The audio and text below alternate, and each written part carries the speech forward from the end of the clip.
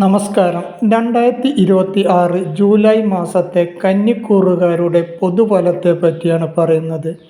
ഉത്രം മുക്കാല്, അതായത് 2, 3, 4 പാദം, അത്തം, ചിത്തിര ആദ്യത്തെ 2 പാദം അടങ്ങിയ കന്നിക്കൂറുകാരുടെ ചാരവശാലുള്ള പൊതുഫലത്തെ പറ്റി എന്താണെന്ന് നോക്കാം. തൊഴിൽപരമായി പറയുകയാണെങ്കിൽ തൊഴിലിൽ പുരോഗതി ഉണ്ടാവുന്ന ഒരു സമയമാണ്. പ്രമോഷൻ ലഭിക്കുവാനും ഇഷ്ടപ്പെട്ട സ്ഥലത്തേക്ക് സ്ഥലമാറ്റം നേടുവാനും ഈ സമയത്ത് സാധ്യതയുണ്ട്. ഉത്തരവാദിത്വം കൂടുമെങ്കിലും വരുമാന വർധനവുണ്ടാവാനും സാധ്യത കാണുന്നു.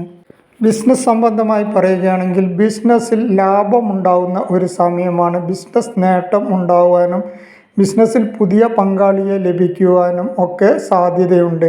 എന്നാൽ പങ്കാളിത്ത ബിസിനസ്സുകാർ ഈ സമയത്ത് കൂടുതൽ ശ്രദ്ധിക്കേണ്ടത് ആവശ്യമുണ്ട്. രേഖകളും മറ്റും ഒപ്പുവെക്കുമ്പോൾ വളരെ അധികം ശ്രദ്ധിക്കേണ്ടത് ഉണ്ട്.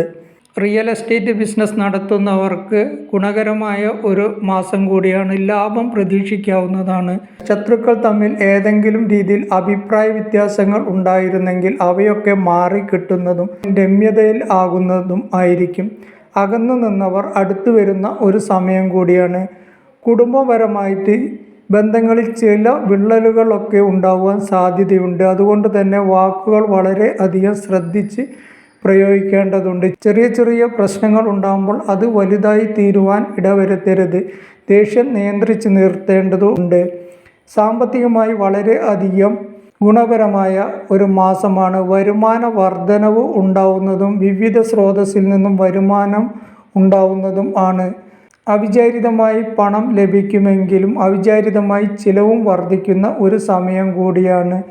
അതുകൊണ്ട് തന്നെ വളരെ അധികം ശ്രദ്ധിച്ച് മാത്രമേ പണ ഇടപാടുകൾ നടത്തേണ്ടതുള്ളൂ. ദാമ്പത്യപരമായിട്ട് ചെറിയ ചെറിയ അഭിപ്രായ വ്യത്യാസങ്ങൾ ഉണ്ടാവാൻ സാധ്യതയുണ്ട്. കാരണം 7-ൽ ശനി നിൽക്കുന്നത് കൊണ്ട് തന്നെ കുടുംബജീവിതത്തിൽ ചില അഭിപ്രായ വ്യത്യാസങ്ങൾ ഒക്കെ ഉണ്ടാവാനും പരസ്പര ധാരണക്കുറവ് ഉണ്ടാകുവാനും ഒക്കെ ഈ സമയത്ത് സാധ്യതയുണ്ട്.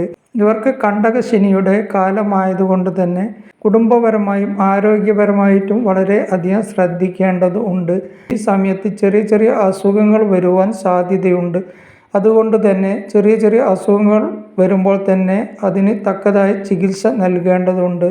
ഭൂമി, വസ്തു ഇവ വാങ്ങുവാൻ ആഗ്രഹിക്കുന്നവർക്ക്, വാഹനങ്ങൾ വാങ്ങുവാൻ ആഗ്രഹിക്കുന്നവർക്ക് അത് നടന്നു കിട്ടുന്നതാണ്. വീട് പുതുക്കി പണിയാൻ ആഗ്രഹിക്കുന്നവർക്ക് അതിനുള്ള അവസരം വന്നു ചേരുന്നതാണ്.